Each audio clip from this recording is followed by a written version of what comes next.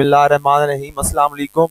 I am Muhammad Abu Bakr, and in this video we shall be solving the Cambridge O-Level Biology question paper 11 from the October-November 2022 series, paper 1 of multiple choice questions only.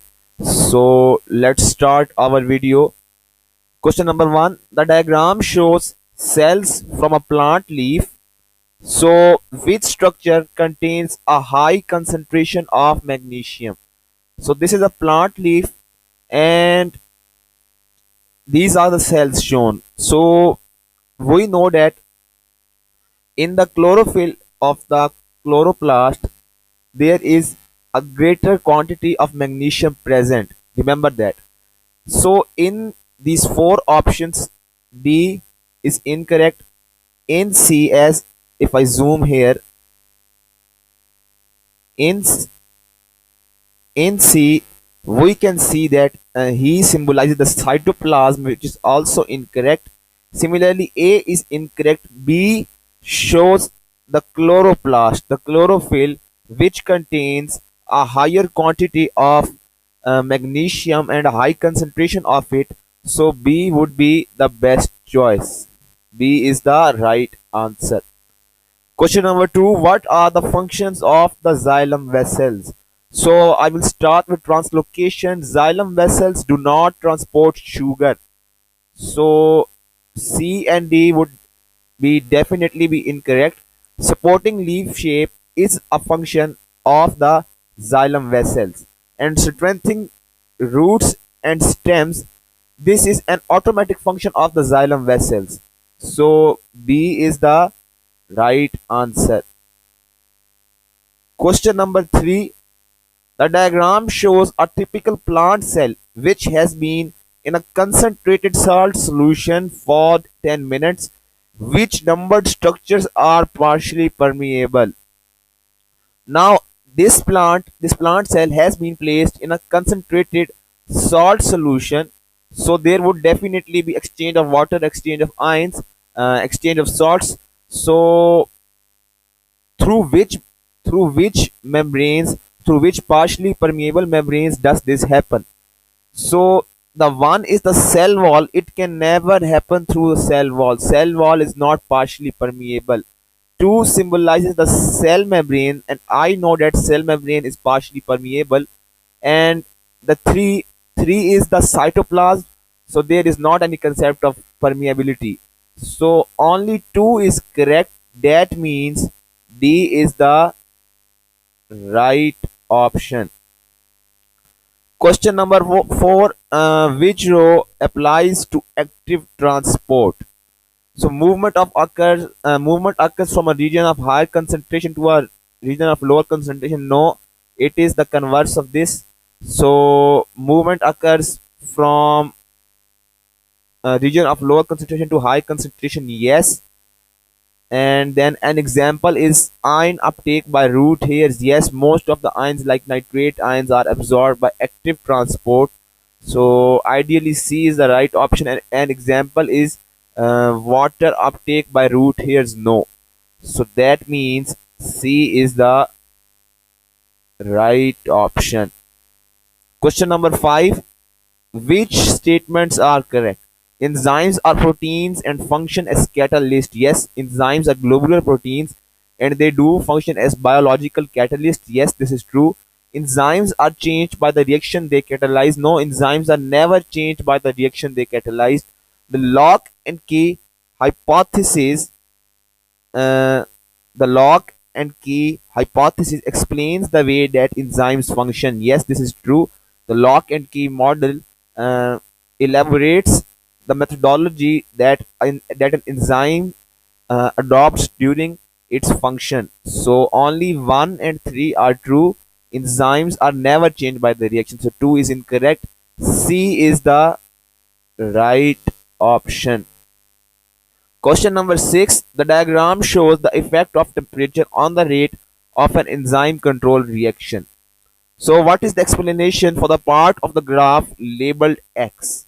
So as I can see here, the temperature rises till this point, and del and then it starts to fall. So during this part labeled X, so what is the best explanation? The temperature is dropping. No, the temperature is rising. The substrate is starting to run out.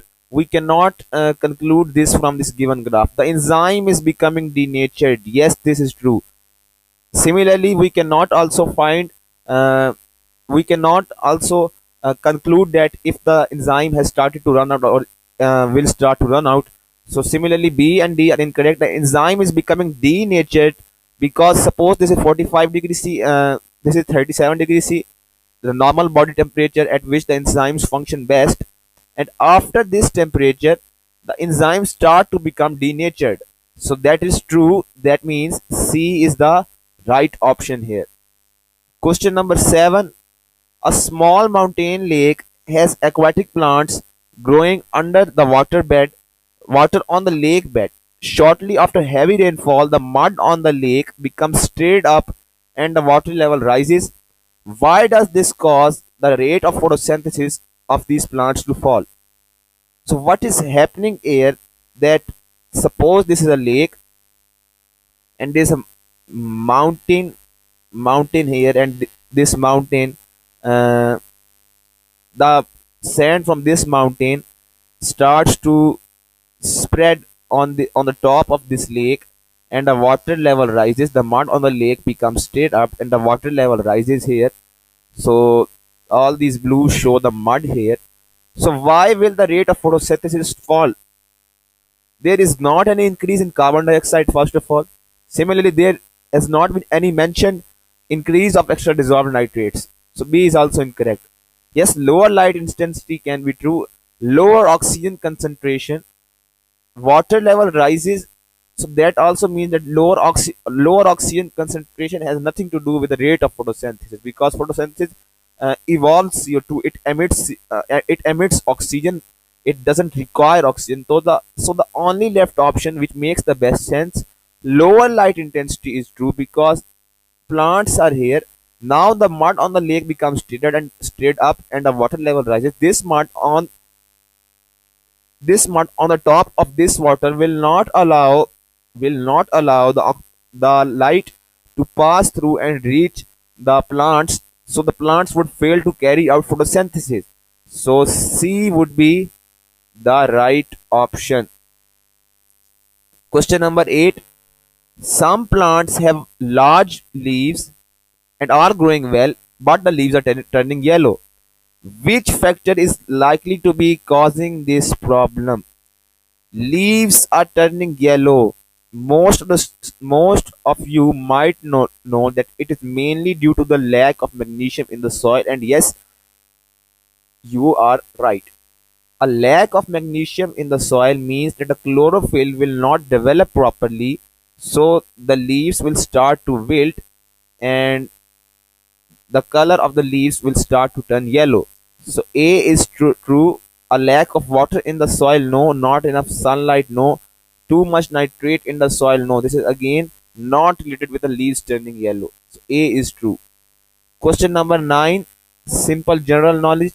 Which row shows the average daily requirement for the people in the table? So I will start with the highest, 15,000 kilojoule.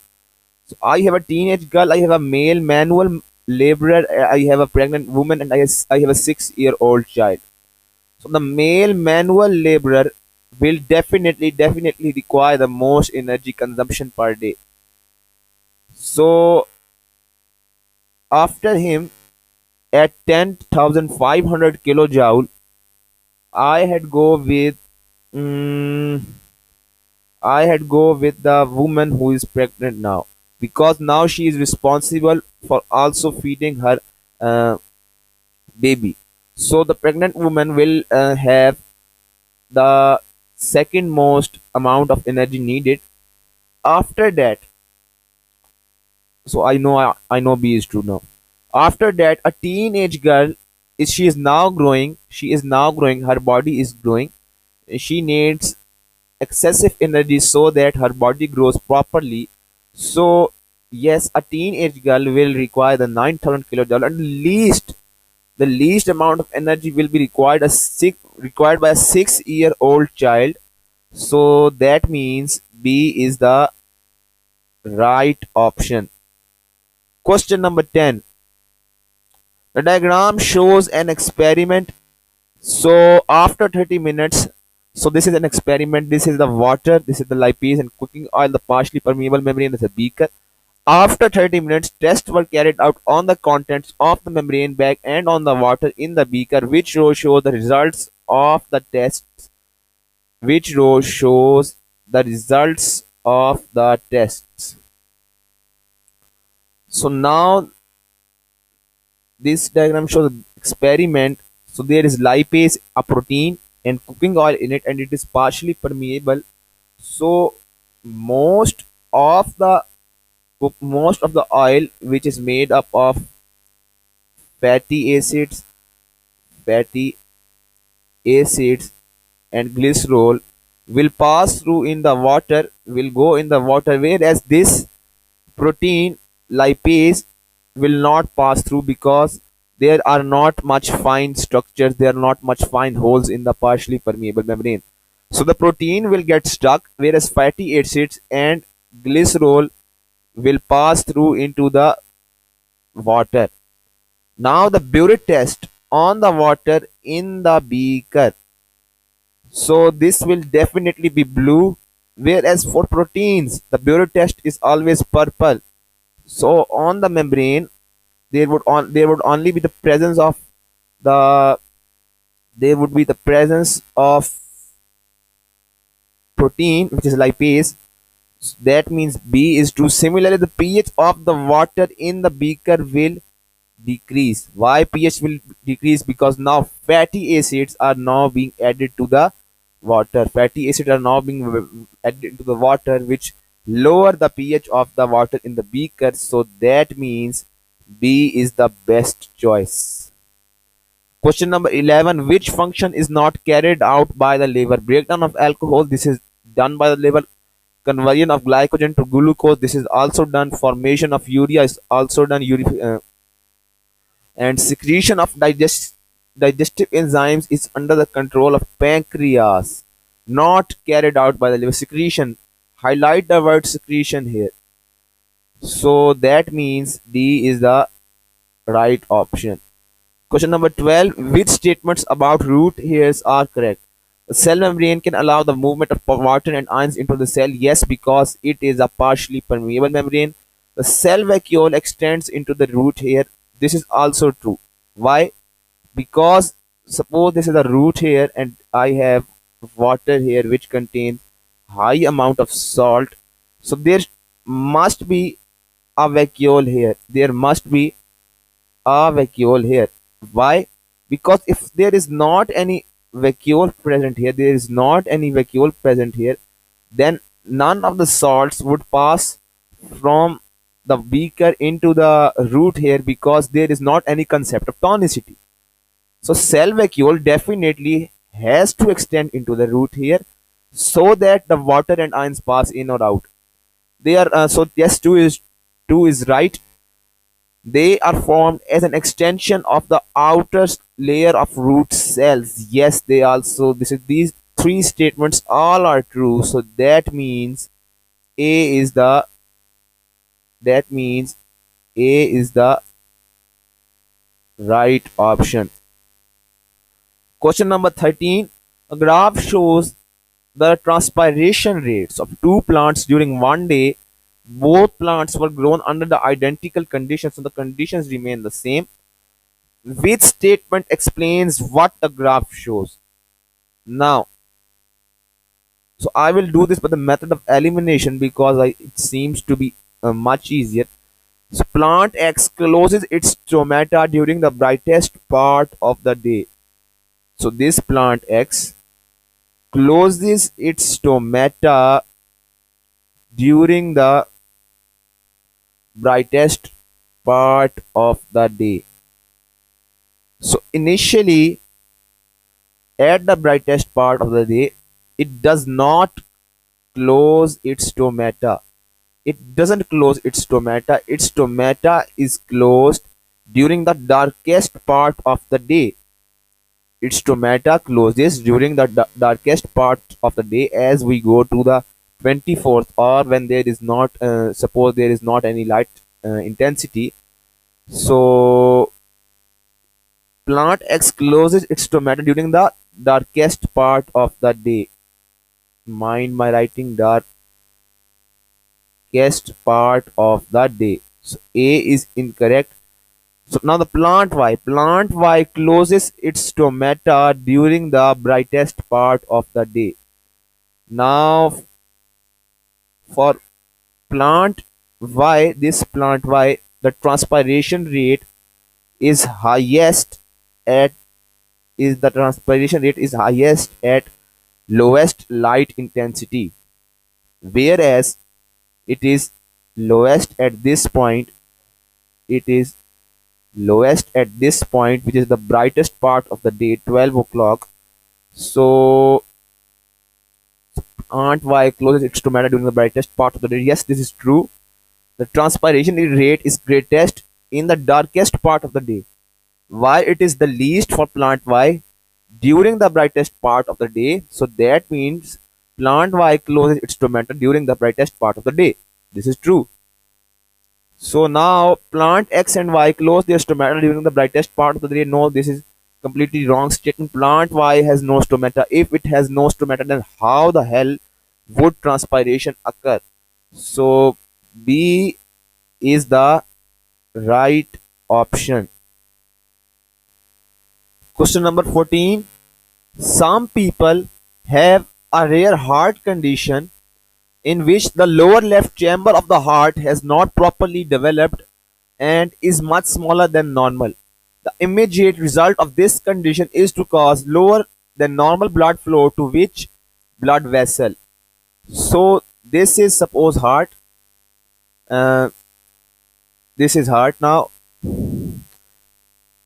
This is heart, and this chamber, this left chamber has not properly developed. So that means that this would not be able to contract properly, and this will cause unnormal, this will cause imbalanced flow of blood to the this portion which is called the aorta. So A is the right option. Question number 15. The tissue transplants are normally rejected by the body unless the transplant tissue and the patient are very carefully matched. So, which component of the blood is responsible for the rejection of the transplanted tissue? It is not the plasma, it is not the platelets, the RBCs. The RBCs are already matched, so it is only the white blood cells which is responsible for rejection of the transplanted tissue because it produces antibodies against it. It produces antibodies against it. So that's why uh, white blood cells is responsible for the rejection of the transplanted tissue. Question number 16. The diagram shows movement of substances between blood in a capillary and tissue fluid. So this is the blood in the capillary. So there's higher pressure blood and there's lower pressure blood. So that means that this is the arteriole end and this is the venule end of the capillary. So now water, oxygen and glucose pass from the arteriole end to the they pass from the arteriole end to the tissue fluid, and after that water and carbon dioxide pass from the water and carbon dioxide pass from the tissue cells to the venule end of the blood where there is lower pressure. So by which process does the water move from tissue fluid to the capillary? So it will not move by active transport. Similarly, not by water pressure. Water moves generally within the human body due to osmosis. But I can still prove this to you that why it is moving by osmosis. Osmosis is the movement of water from higher solute concentration to an area of lower solute concentration. Sorry, it is the movement of water from an area of lesser solute concentration to an area of higher solute concentration. Suppose there is CO2 here, there is CO2 here, which is lesser in the blood, with CO2 which is lesser in the blood here, and it is higher in the blood because at this venule end there are many capillaries joining. So the amount of CO2 increases in the venule end. So CO2 is lower in concentration in within the tissue fluid. It is higher in concentration in the venule end. So what is osmosis? Osmosis is the movement of water across semi-permeable membrane from a solution of lesser solute concentration to a solution of higher solute concentration. So similar is that there is lesser CO2 inside the tissue fluid and there is greater CO2 outside the tissue fluid in the venule end of the blood. So water will move by osmosis. So C is the right option. Question number 17. An experiment is set up as shown. Test tubes 1 and 2 contain lime water. Lime water is a clear solution that turns cloudy in the presence of CO2. Yes. Air is pumped through the apparatus. So this is the air inlet. So what is the appearance of the lime water in test tubes 1 and 2 after a period of 10 minutes? So these are the living animals, so they will respire. So the glucose would be converted into H2O and CO2 when it reacts with oxygen. So now in the test tube 1, as I can see, the air inflow is here. So air comes here and there is a solution to absorb CO2. So as soon as CO2 makes it to the test tube 1, the CO2 will pass through this water and this will absorb CO2. So there won't be any change. There won't be any change in the appearance of lime water in test tube 1 because the solution absorbs CO2 here. In test tube 2, I can see that the airflow is outwards, so directly CO2 will react with lime water here and make it cloudy. So that means clear and cloudy. B is the right option. Question number 18. Which equation represents anaerobic respiration in yeast? So yeast always carries out alcoholic fermentation. So I can rule out C. In B, glucose is producing both ethanol and lactic acid, which is incorrect. A produces ethanol only, so there is not any byproduct. D produces carbon dioxide as a byproduct, so that is true. That means D is the right option. Question number 19. The graph shows the rate and depth of breathing at rest. So which graph shows the rate and depth of breathing during the exercise? So during the exercise, the frequency of breathing and the lung volume both will spontaneously increase so that there is sufficient provision of oxygen to the muscles of the body. So as I can see, D among C and D would one should be true. A and B are incorrect, and C is true because the lung volume, as I had said earlier, now increases. The lung volume increases to provide sufficient oxygen to the blood, to the muscles. So C is the right option. Question number 20. How do the concentrations of oxygen and urea in the renal artery compare to their concentrations in the renal vein? So oxygen and urea in the renal artery go to the kidney for blood filtration, and the kidney filters out urea and excess salts from the renal artery's blood. Now, the oxygen in renal artery is definitely higher because once oxygen goes into the kidney, Kidney also needs oxygen for its survival, so there would be lower oxygen in the renal vein. Similarly, is the case of urea. The urea in renal artery is greater because it is not purified. After it passes through the kidney, the purified blood passes through in the renal vein. So the renal vein contains lower urea in uh, the renal vein contains lower urea in comparison to renal artery. So that means A is the right option. Question number 21. Which changes occur when a person walks from a very cold room, walks from a low temperature to an high temperature? So definitely his sweating will increase here and his skin bus and why will his sweating increase? Because the skin blood vessels now dilate. So that means C is the right option. C is the right answer because now the person moves from a very cold room to a hot room. So he wants to retain, the body wants to retain its lower temperature. So it will increase sweating to increase evaporation to let the body remain cooled, and that will happen when the skin blood vessels will dilate. So C is the right option. Question number 22. The diagram shows a section through a part of the skin. Which structure is the best insulator? So it is the hypodermis, the subcutaneous tissue, also called the hypodermis, is the best insulator in the skin, which also is responsible for storing fats. So D is the right option.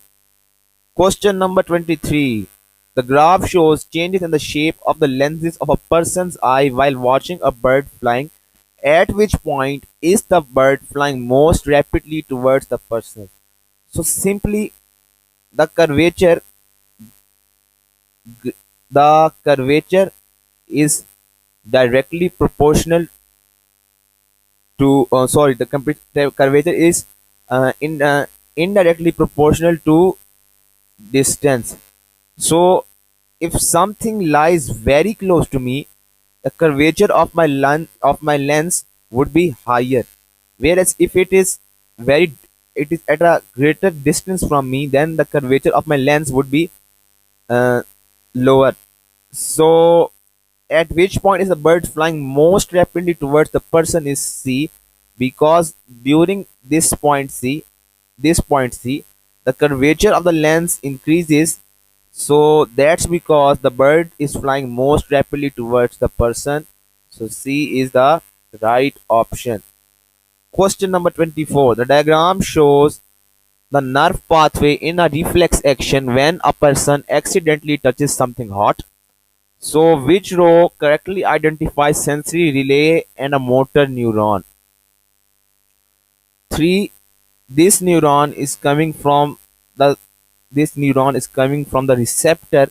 So 3 is the sensory neuron, whereas 2 is the relay neuron, interneuron, and 1 is the motor neuron, which produces the effect, which produces the action. So A is the right option. Question number 25. A patient shows symptoms of unexplained weight loss, severe thirst, frequent need of urination. A test shows high levels of glucose in the urine. So which condition is diagnosed? So it is diabetes mellitus. A major symptom of which is the presence of glucose in the urine. So B is the right option. Question number 26. The diagram shows the forelimb of a rabbit. So which labeled bone is the ulna? A is ulna. A is the right option. All other are incorrect.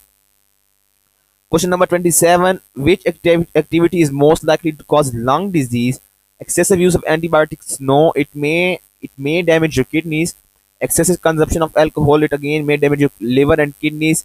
Injection of heroin will not cause lung disease, whereas smoking cigarettes will definitely increase your chances highly of getting a lung disease. So D is the right option. The table shows some features of three types of microorganisms. Question number 28. So which row identifies each type of microorganisms? So one has no cell wall, has no cell membrane, has no nucleus, has no cytoplasm. So it is a virus which contains of RNA and DNA only. Two has a cell wall, has a cell membrane, doesn't have a fixed nucleus, and has a cytoplasm. So it has its DNA in the nucleoid region, whereas three has all of this. So that is a fungus. So that means C is the right option. Question number 29, very easy. Two containers X and Y were filled with equal amounts of dough mixture for making bread. The mixture in Y had yeast in it. So the containers were left in a warm place for 2 hours. The diagram shows the appearance after the time. Which substance produced by the yeast causes the difference between dough in X and Y? So yeast will cause the fermentation of glucose to ethanol and CO2. And this CO2 will cause the rise in the bread. This CO2 will make the bread fluffy. So B is the right option. Question number 30. Which type of microorganisms carry out decomposition in the nitrogen cycle? Viruses never carry out decomposition in the nitrogen cycle. So we are only left with A. Bacteria and fungi only carry out decomposition in the nitrogen cycle. A is the right option. Question number 31. Which actions can be used to control the malarial pathogen? So I will start with this. Vaccination with the malarial vector, no. Vaccination with the malarial pathogen, with the dead malarial pathogen, may work again. So C and D are definitely incorrect. A vaccination with the malarial vector can never be used to control the malarial pathogen. Spraying insecticides on buildings, yes, this can be a good method. So applying antibiotic creams to the skin, antibiotic has no relation with the plasmodium. So yes, B is true. Releasing carnivorous fish in ponds and lakes will kill malaria, will eat malaria, I think so. So that means B would be the right option. The graph shows the concentration of DO at different points along a river. At which point is sewage emptied into the river? So we know that the presence of sewage, the excretion of sewage into the river decreases the amount of DO in the river. So after B, the amount of dissolved oxygen. So this is concentration of dissolved oxygen on the y-axis. So after point B, the concentration of DO decreases significantly. So I had say that at the point B, the concentration of uh, the concentration of at after point B, the concentration of DO falls because at this point B, sewage is emptied into the river. So that means B is the right option. Question number 33. The diagram shows how bees visit a species of flowering plants that has tall spikes of flowers. In the flowers at the base of the spike, the carpels are mature, but the anthers are not.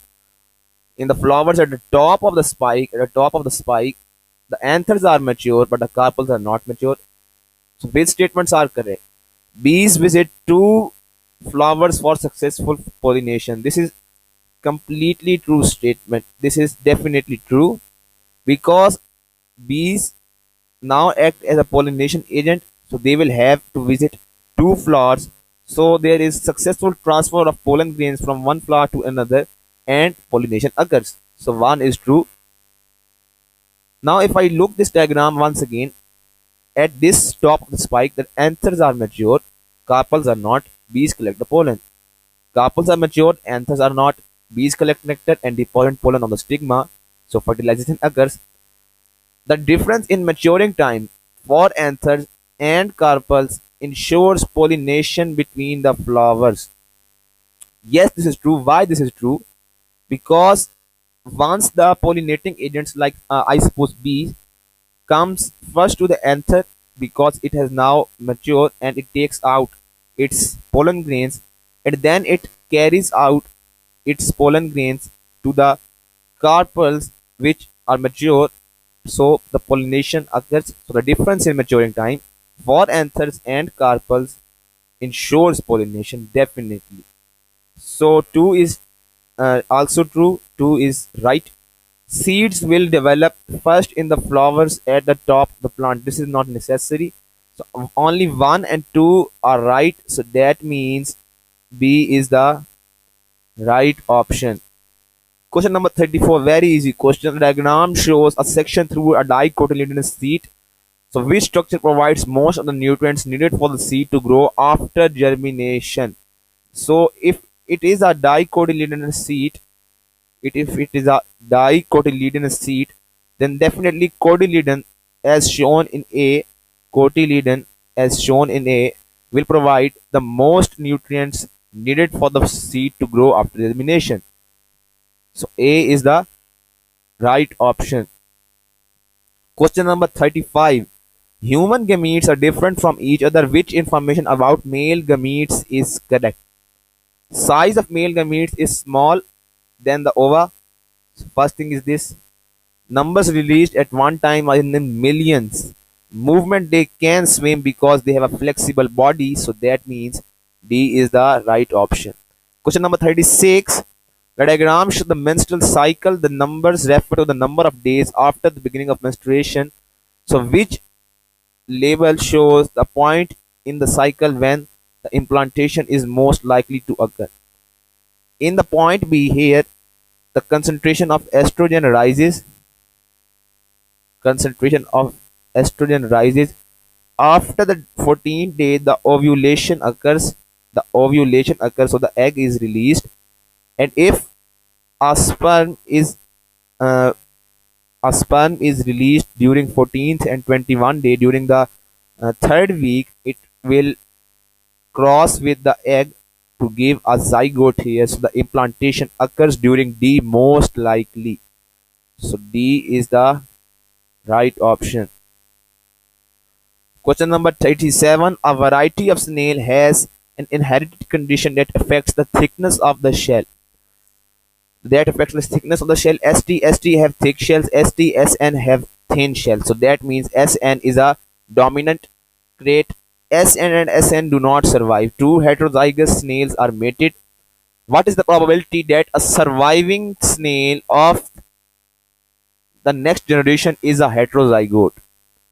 So simply if I draw, no, I will not draw, I will simply do STSN and STSN, and if I find their combination, so it is either STST, it is STSN, it is STSN, and it is SNSN. So there are 1 and 2, 2 heterozygote, 2 hetero, and 2 homo. So the probability is 0.50. Most of you might choose this, but this is wrong. Why? Because the organism with the SN do not survive. So I will have to rule out this. So I am only left with these three. And among these three, there are 2 heterozygote STSN, and there is 1 homozygote. So the ratio is 2/3, so that is 0.66%. So that means D is the right option. Question number 38. A man of blood group A and his wife of blood group O had 2 children. Both of them had blood group A. The man concluded that he must be homozygous for the allele IA, since he thought half his children would be of group O if he were heterozygous. Why was his conclusion unsound? Now if you really check this statement, if you draw the Punnett scale diagram, you will say that this man is true. This man is speaking right. But he is not right. Why he is not right? So among these four options, blood group mutations are common. No, they are very much uncommon. Genetic ratios are unreliable for small numbers. Now, the basic principles of probability and stats is that you have to work on a large number of quantities. You have to work on a large number. You have to work on thousands or 10,000 or lakhs of people to conclude that either he had a blood group A or he had a blood group O, so that his children had blood group A and this and that. So genetic ratios are unreliable for small numbers. This is very much true. His wife might have been heterozygous. If she were heterozygous, why would she have a blood group O with both recessive alleles? So she is a homozygote. C is also incorrect. The expected ratio for a heterozygous father and group O mother is 3 group A and 1 group O. So I will have to do Punnett square here. So if I have AI and if I have II, then the ratio is AI, it is AI, it is II, it is II, and A is dominant. So there are two blood group A and there are two blood group O. So the ratio is 1 to 1. So D is also incorrect. I will definitely go with D, that genetic ratios are unreliable for small numbers, because it is against the it is definitely against the principle of probability and stats. B is the right option. Question number 39. In a garden, there is a species of insects which can be either red or green in color. The green insects are well camouflaged. So, birds that eat insects start to live in the garden. The graph shows how the number of populations of red and green insects then changes. The first thing is that the green insects are well camouflaged, so they will not be attacked by the insects easily, they will not be eaten by the insects easily, whereas the red insects are not camouflaged. So their presence is now decreasing significantly. What is an example of this is this of? This is natural selection. Natural selection is a phenomenon in which nature selects a particular, you can say, a particular organism or a particular type of organism to survive in a particular environment, so that the beneficial characteristics are preserved. So that means this is the natural selection. The red insects are now decreasing. The green insects continue to live because they are well camouflaged. They are well adapted to the surroundings. So D is the right option. Question number 40, last MCQ. What can be the benefits of genetic engineering of crops? Crops can be stored for longer. Yes, their preservative power increases. Crops with a better flavor. Yes, their taste also increases. Less use of fertilizer. Yes, this is also true. Less use of pesticides. All these are true. 1, 2, 3, 4 are true. That means A is the right option. So that's all for our today's video. Hope you have got the concepts clearly, and see you all in the next video. Goodbye and good night. Allah Hafiz. Subscribe to my YouTube channel.